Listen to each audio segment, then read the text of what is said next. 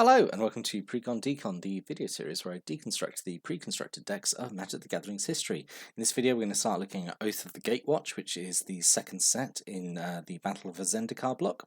We're going to start off by looking at Desperate Stand, which is a white and black deck. Weird, we got another white-black deck, seeing as in the last set Battle of Zendikar we had a white-black deck there. So the color ratio in this block is kind of all over the place with its pre-constructed decks. I think it's rare to have like a repeat like this. But anyway, let's hope it does something a little bit different. It doesn't, but we'll take a look at it. So the deck list here, we got 26 creatures, 6 instants, 3 sorceries, 25 land, mana curve off to the side there.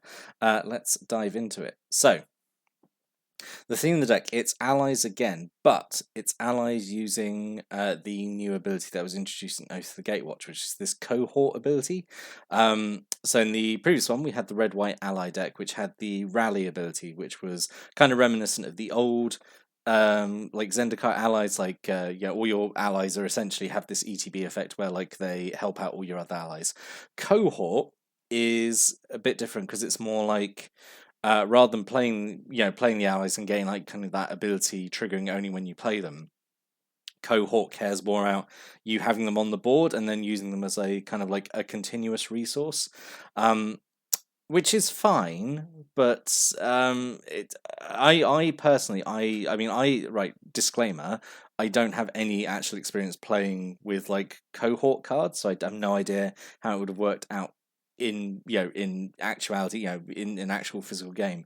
But to me, looking at them, they're kind of underwhelming and a bit dirtly. But like we'll take a look at them, and I'll sort of explain what I think I mean. So the foil face rare. Oh, and I managed to get the good quality image now of the foil face rare with the alternate art. So going forward, I've managed to get the most accurate art, like this, the version you would get in the box. So it does have other art, but like the main art. But yeah, this is the one you would get in the box anyway. Yeah. So Munda's Vanguard. So 4 and a white for a 3/3, which is like that's not wonderful stats. Let's be honest. So it has the cohort ability. So cohort means you tap this creature and you tap an untapped ally you control. So that's all the cohort abilities. You tap the creature itself with the cohort ability, and you tap an ally creature. There we go, and then you get the effect. So in this case, you put a +1/+1 counter on each creature you control.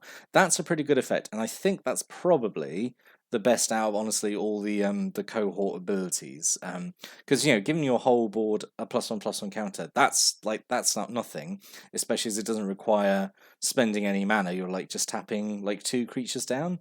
That's obviously like pretty good. Like you would, I don't know, trying to think of like you would play a spell that like at instance says like it's free, but like as a cost to cast it, you like tap 2 creatures you control to give your whole board +1/+1 counter. Like you would play that card. So like this is not terrible. I think this is okay. Like it's still a little bit. I think it's maybe still a little bit dirtly. But ultimately, I think this is probably like the best cohort card in the deck. So see, the others I feel go a little bit downhill, or like the effects aren't that great in my opinion. So the other end of the deck is Drana's Chosen. So 3 and a black for a 2/2, which again is not great stats. So it has the cohort ability. You tap it, and you tap an untapped ally you control, and you make a zombie creature token. Which again, this is okay. Like tapping 2 creatures to make a token, like 2 for 1. It would be amazing if the zombie token was also an ally. That'd be fantastic. But then I think it would be then I think it should be maybe a little bit too good, because then you should obviously just keep tapping tokens to make more tokens. Yeah, it's okay. It's a shame, it's a 4. It's 4 mana 2/2. It has nothing else going on for it, so it does feel a little expensive. But again, this ability is free. It's repeatedly making tokens. These two I think are fine. Maybe still a little bit dirtly, but their effects I think are good. Like for essentially being free and all you have to do is tap creatures, I think that's okay. Where I think it falls apart is like the common and uncommon ones, honestly. So for example, like Undo War Cleric, like 2 mana for a 2/2, that is fine. It's a bear. And its cohort ability is to tap itself, and you tap an untapped ally you control, and you gain 2 life. Now, is gaining 2 life worth tapping 2 of your creatures down? Because if you're doing this pre-combat, then those allies aren't attacking. If you're doing it post-combat, then you're in your opponent's turn, then you weren't attacking. Obviously you can do this, say at the end of your opponent's turn after you've blocked and stuff, and then you do all your cohort abilities maybe. But it's just such a small effect, isn't it? Like just tapping 2 creatures down just to gain 2 life is I would argue probably not worth it. That's what I mean. It's like such a small effect, but like I don't know how much life you gain without it being then maybe a bit too good. Anyway. And then we've got 2 Spawn Binder Mage, so 3 and a white for a 2/4. Cohort, you tap it and you tap an untapped ally you control, you tap target creatures. Again, you're tapping 2 of your creatures, tap an opponent's creature. This is not dreadful, I don't think, because I mean if you have 2, if you're using 2 smaller creatures and you're like, you need to tap down a big creature, either stop it attacking or get a blocker out of the way. That's viable, but like I do again feel like I don't know, because Magic is a game about resources, right? And I don't know if using 2 of your creatures to deal with 1 is ideal. I don't know. Like a cohort to me just seems very dirty. It doesn't excite me the same way that Rally does, honestly. Then we got a Malakir Soothsayer, 4 and a black for a 4/4, so like pretty beefy. Has cohort, tap an untapped ally you control, and you draw a card and you lose 1 life. This is like one of the better ones, I think, just because it is like some card draw. But again, it's like this is like one of your bigger creatures in the deck, so like you're then, it's sort of like what I was saying before. You're either like attacking with it, and then you're not using its cohort ability, or you're not attacking with it, and you're not using a 4/4. And then you're just using it as essentially just a very expensive, card draw engine, essentially.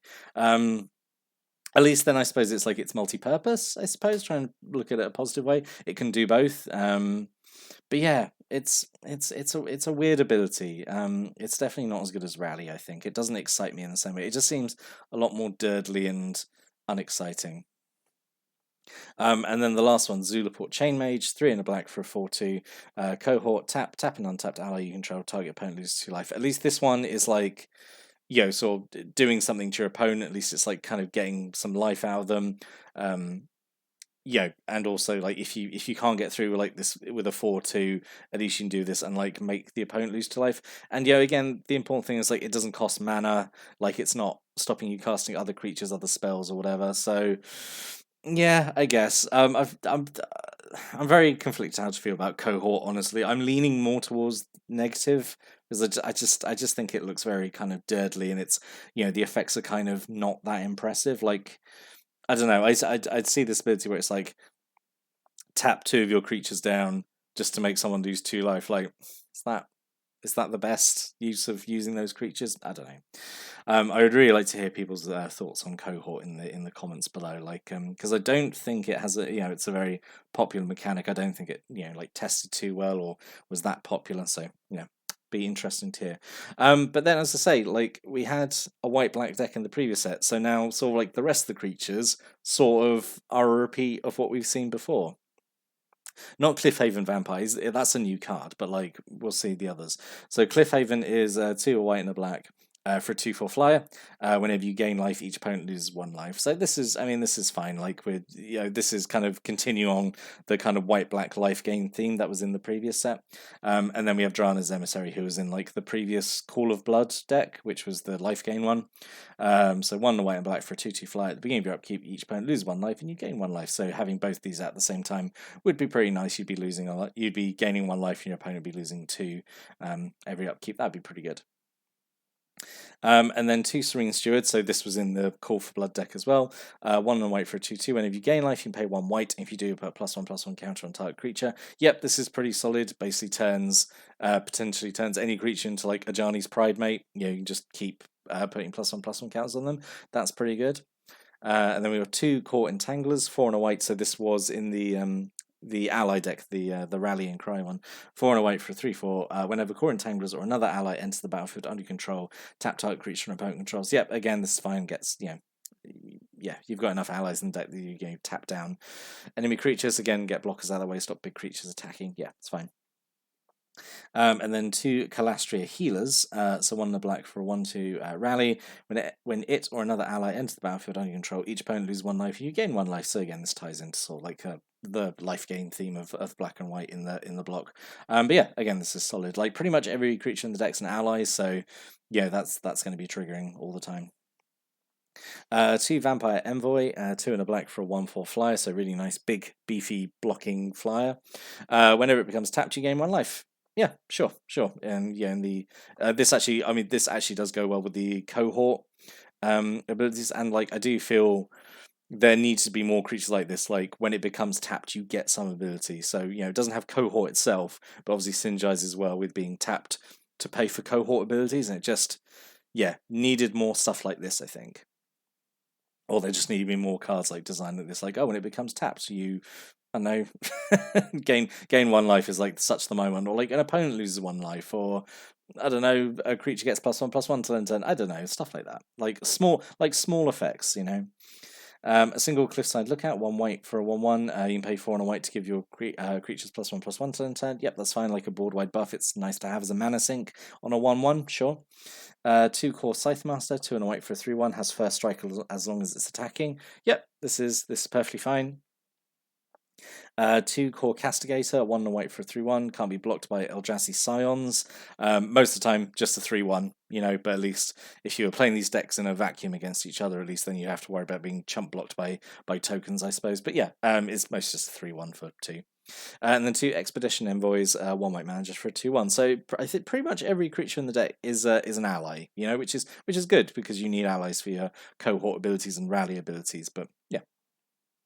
And then this is a lovely card here. 2 allied reinforcements, 3 and a white sorcery. You make 2 white knight ally creature tokens, which is pretty good. I think I would have loved to have this in the original Zendikar. Although you had oh, there was another card like this one that made ally tokens and just wasn't in the deck because there was only 1 ally deck, despite them being in Worldwake and Zendikar.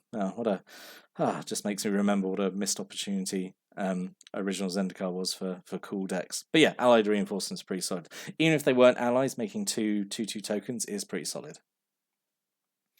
And then a single dazzling reflection, 1 and a white. Instant, you gain life equal to target creature's power, and the next time it would deal damage this turn, prevent that damage. So this is okay. This reminds me of the old Ore Strike, which is a very kind of obscure combat trick back from original Mirrodin. This is okay. Again, if you're playing these decks against each other, you're more likely going to be running something with a ton of +1/+1 counters in it, or like a big Eldrazi. So this could potentially, gain a bunch of life and kind of swing and like tip a combat. So yeah, this is fine. 2 Gideon's Reproach, 1 and a white, does 4 damage to target attacking or blocking creature. Yep, like it's half of Divine Verdict. It's not a guaranteed destroy, but 4 damage is, again, nothing to be sniffed at. So yeah, I like this. And a single Smite the Monstrous, 3 and a white, destroy type creature with power 4 or greater. Yep, solid. Again, like I just said with Dazzling Reflection, playing these decks against each other, there's going to be a big creature around at some point, just because Zendikar attracts big creatures, either Eldrazi or just big elementals or stuff buffed up with +1/+1 counters. So yeah, it's fine. A single Dutiful Return, 3 and a black to get 2 target creature cards from your graveyard back to your hand. Yep, this is fine, just to get important allies back after they die. And then 2 Tar Snares, 2 and a black, target creature gets -3, -2 till end turn. Sort of okay as a removal spell, I suppose. It's kind of all that was available at the time. This is fine. It does feel weird as a black removal spell to like give a higher power decrease than higher toughness, but whatever, it's fine. And then a single Blighted Fen, taps to give you colours, so you can pay 4 and a black and tap it and sacrifice it to make an opponent sacrifice a creature. Kind of expensive for an edict effect, but like it's on a land. It's like it's an extra bit of utility on a land. It's an edict effect at instant speed. So yeah, I think this is perfectly fine. And then only a single Evolving Wilds, which feels weird. But yeah, just tap it, sacrifice, etc. for a basic land, put it onto battlefield tapped. Yep, fine, just regular land searching. And then 14 plains and 9 swamps. So let's talk about what could have been. So I say I'm all over the place, like with what I think about cohort. Like I think I'm just landing on the side like I don't like it. But I say the disclaimer is never played any cards that use it, so maybe it worked absolutely fine when you played it. But let's think about maybe some alternate cards here. So I thought Alpha Protector could have fit in here actually pretty well. So 2 and a white for a 1/4, but the important thing, it's got Vigilance. So this could at least attack, and then still be around to like do cohort stuff, either like in the middle of combat or like post combat, or it can attack and still be around to block, and then having Vigilance makes it a lot better for hitting all these cohort abilities, and as for alternate rares, I think the 2 rares are okay. I do think they're the 2 best kind of cohort abilities there are. But if you want to like lean more into like maybe ally, like tribal, I guess, there was Captain's Clause. So it's 2 mana artifact. It's an equipment. It gives the equipped creature +1/+0, and whenever it attacks, you make a core ally creature token, which is also tapped and attacking. So again, just like another token generation for like your cohort abilities or like rally abilities, I suppose.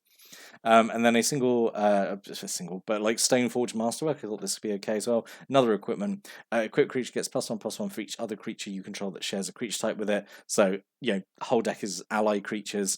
This could give like a pretty it's really cheap to cast, actually, I'm noticing, and like really cheap to equip, and like this could give like a really significant boost, I think. So I think this would have been like a really solid rare to include, because like I don't know, looking at it, like I'm not 100% sure how the deck wins, really, because like like you've got some life gain in there, which is okay, but like not as much as Call of Blood, and like you've got some of like the rally abilities, but like they're not like the big swinging ones like the red-white ones were in the Rally and Cry deck, and like you've got the cohort abilities, but like some of them are just like, oh, like gain new life or tap creatures, and they're like the only one is that you've got one that obviously puts +1/+1 counters on your creatures, and that's obviously something. You got one that makes tokens, which is fine, I suppose. You got one that slowly drains life from an opponent, which is again okay. But like, I feel like it would take a long time to win with this deck. Like I feel like it would be a bit of a slog. I don't feel it's going to be a quick, decisive win. I feel like it would be quite dirtly.